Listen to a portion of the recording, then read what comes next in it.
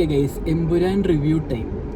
ഞാൻ പറയണമെങ്കിൽ Hollywood level making, Bollywood level story, അതാണ് എനിക്ക് ഒറ്റ ലെവലിൽ എമ്പുരാൻ ഡിഫൈൻ ചെയ്യണത്. നീ എന്ത് പറയും? എനിക്ക് പറയാനുള്ളത് ഫസ്റ്റത്തെ ഒരു 1 hour ലാസ്റ്റത്തെ ഒരു 45 minutes തമ്മിൽ പടത്തിൽ കണക്ഷൻ ഉള്ളു. ബാക്കി അതിൻ്റെ ഇടയിലുള്ളത് ഐ ഗസ് തേർഡ് പാർട്ടിൽ വരേണ്ടതാണ്. അല്ലാണ്ട് എനിക്കൊന്നും കണക്ഷൻ തോന്നിയില്ല. പറഞ്ഞ സംഭവം വിത്തിൻ ഒരു ഷോട്ടിന്റെ ഗ്യാപ്പിലാണ് സ്റ്റോറി മാറുന്നത്.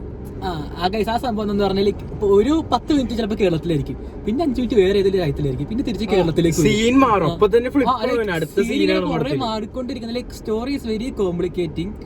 അതാണ് ഒരു മെയിൻ പ്രശ്നമായിട്ട് എനിക്ക് തോന്നിയത്. പക്ഷേ മേക്കിംഗ്, ലൈക്ക് ഓരോ രാജ്യത്ത് പോകുമ്പോഴും അവിടുത്തെ മേക്കിംഗ് നൈസായിരുന്നു. ലൈക്ക് കുറെ നല്ല കാറുകൾ, ഹെലികോപ്റ്റേഴ്സിന്റെ ഒക്കെ ലൈക്ക് രണ്ടുപേരും ഇഷ്ടപ്പെട്ടു. ഹെലികോപ്റ്ററിന്റെ കളക്ഷൻ ഇഷ്ടപ്പെട്ടു, കുറെ കാറുകളൊക്കെ അതിന്റെയൊക്കെ മേക്കിംഗ് ഒക്കെ നൈസായിരുന്നു. പക്ഷെ ഇങ്ങനെ ആക്ടേഴ്സിലേക്ക് വരുമ്പോ മോഹൻലാലിന്റെ പെർഫോമൻസ് ഇപ്പൊ ഞാൻ എടുത്ത് പറയേണ്ട അത്ര എനിക്ക് തോന്നിയില്ല. കാരണം എല്ലാ സീനിലും ഒരേപോലത്തെ എക്സ്പ്രഷൻസ് ആൻഡ് കുറെ മാസ് ഡയറക്ഷൻ ഡയലോഗ്സ്, അതായത് കോമഡി ഡയലോഗ്സ് എനിക്ക് നല്ലോണം വർക്ക്ഔട്ട് ആയി. എനിക്കിതിൽ ഇംഗ്ലീഷ് ഡയലോഗ് ഇടക്കിടക്ക് വരുമ്പോ എനിക്ക് മാർക്കാണ് റിലേറ്റ് ചെയ്യാൻ പറ്റിയത്. അത് പറഞ്ഞപ്പോഴാണ് സ്റ്റാർട്ടിങ്ങിൽ ഒരു അരമണിക്കൂറൊക്കെ ഹിന്ദിയാണ്, പിന്നെ കുറെ നേരം ഇംഗ്ലീഷാണ്. ഇതിൽ മലയാളം ആക്ച്വലി കുറച്ച് പേർക്ക് ഇടുന്നു തോന്നുന്നു. കൂടുതലും ഇംഗ്ലീഷും ഹിന്ദിയും ഡയലോഗ്സ് ആണ്. പിന്നെ ഡയലോഗ്സിന്റെ കാര്യത്തിലേക്ക് വരുമ്പോൾ ചില സീനുകളൊക്കെ മാസാക്കാനായിട്ട് ഇവർ നോക്കുന്നുണ്ട്. ചിലത് മാസമായി വർക്കൗട്ടായി, ചിലത് എനിക്ക് വർക്കൗട്ട് ഒട്ടും ആവുണ്ടായില്ല, ആ ഒരു ലെവലിലേക്ക് എത്തിയില്ല. പിന്നെ കോമഡി സീൻസ് ഡയലോഗ് നല്ലോണം വർക്കൗട്ട് ആയിരുന്നു. പിന്നെ പെർഫോമൻസിനൊക്കെ ആരും എടുത്തോന്ന് പറയണ്ടായിരുന്നു. പെർഫോമൻസ് മഞ്ജു വാര്യറിന്റെ പെർഫോമൻസ് കൊള്ളാം. ബട്ട് ഒരു സീനുണ്ട്, അത് എനിക്ക് പേഴ്സണലി എനിക്ക് അടിപൊളിയായിട്ട് ഇഷ്ടപ്പെട്ടു. അത് നിങ്ങൾ തിയേറ്ററിൽ കാണുമ്പോൾ മനസ്സിലാവും, നല്ല കുറച്ച് മൊമെന്റ്സ് ഉണ്ട്. പിന്നെ പൃഥ്വിരാജിന്റെ ചെറുപ്പം ചെയ്ത ആക്ടർ, ഞങ്ങളിപ്പോ കുറച്ചു അവിടെ കണ്ടായിരുന്നു. അവന്റെ പെർഫോമൻസ് ആക്ച്വലി എനിക്ക് ഭയങ്കര ഇഷ്ടപ്പെട്ടായിരുന്നു. ഞാൻ ഇപ്പൊ നേരത്തെ കണ്ടപ്പോൾ പറഞ്ഞു പെർഫോമൻസ് അല്ലാന്ന് ഞാൻ പറഞ്ഞായിരുന്നു, അതെനിക്ക് ഇഷ്ടപ്പെട്ടായിരുന്നു. പിന്നെ like Tovino actually kind of okay performance ആയിരുന്നു.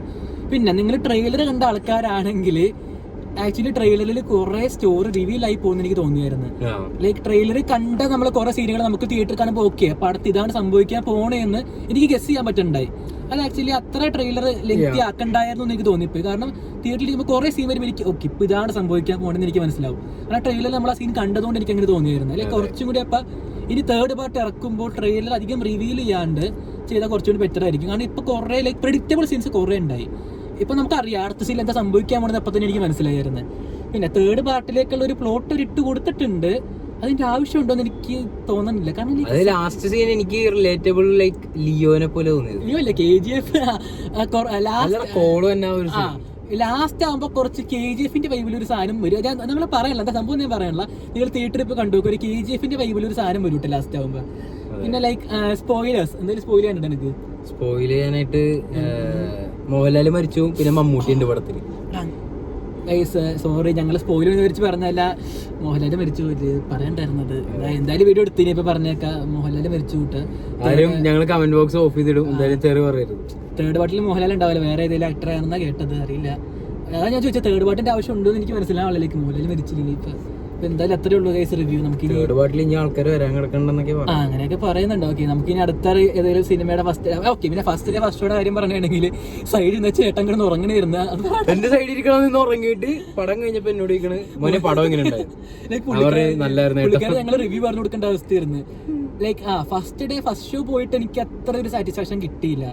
കാരണം ലൈക്ക് ഇതൊരു എനിക്കൊരു വൺ ടൈം വാച്ചബിൾ ആയിട്ട്, കാരണം ലൂസിഫർ നമുക്ക് എത്ര ഉണ്ടായാലും മടുക്കത്തില്ല. പക്ഷെ ഈ സിനിമ എനിക്ക് ഇനി ചിലപ്പോൾ TV കാണുമ്പോ അത്ര ഗൂസ് ബംസ് കിട്ടുമോ എന്ന് എനിക്ക് തോന്നണില്ല. എന്തായാലും എനിക്ക് ആകെ ഗൂസ് ബംസ് കിട്ടിയ ഒറ്റ സീനിൽ മാത്രമാണ്. അത് പറയണ്ട, ഓക്കെ.